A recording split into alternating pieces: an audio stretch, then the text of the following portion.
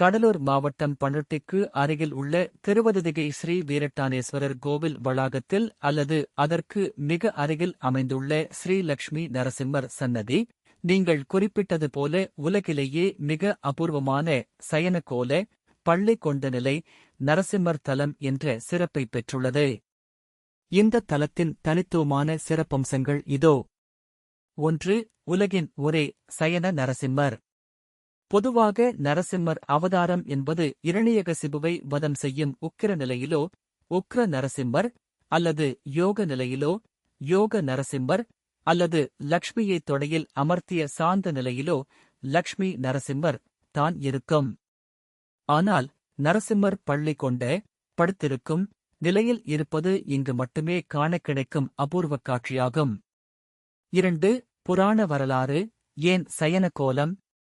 இரணியகசிபுவை வதம் செய்த பிறகும் நரசிம்மரின் உக்கிரம் தணியவில்லை. தேவர்கள் அஞ்சி நடுங்கினர். அப்போது பிரகலாதனின் வேண்டுதலுக்காகவும் தேவர்களைக் காக்கவும் மகாவிஷ்ணு இத்தலத்தில் தனது உக்கிரத்தை தணித்து களைப்பு நீங்க பள்ளி கொண்டதாக கூறப்படுகிறது. இந்தச் சாந்தமான நிலையையே நாம் இங்கு தரிசிக்கிறோம். 3. தனித்துவமான அமைப்பு. இங்கு நரசிம்மர் சுமார் 8 அடி நீளமுள்ள திருமேனியாக ஆதிசேஷன் மீது பள்ளி கொண்ட நிலையில் காட்சியளிக்கிறார்.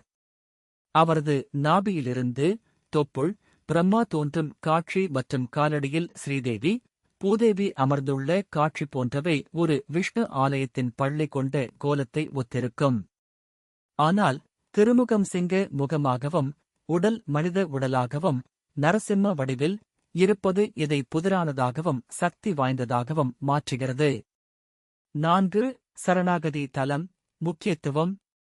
தீராத கோபம், மன அழுத்தம் மற்றும் எதிரிகளால் ஏற்படும் துன்பங்களிலிருந்து விடுபட விரும்பும் பக்தர்கள் இத்தலத்திற்கு வந்து சயன நரசிம்மரை வழிபடுகின்றனர். உக்கிரமான நரசிம்மரே இங்கு சாந்தமாக பள்ளி கொண்டுள்ளதால் இங்கு வந்து வேண்டினால் எத்தகைய போராட்டமான வாழ்க்கையும் அமைதியடையும் என்பது நம்பிக்கை. 5. திருவதிகை சிறப்புகள். இத்தலம் அமைந்துள்ள திருவதிகை பகுதி சிவபெருமான் திரிபுரத்தை எரித்த அட்ட வீரட்டான தலங்களில் ஒன்றாகும். சிவனுக்கும் விஷ்ணுவிற்கும் ஒரு சேர முக்கியத்துவம் வாய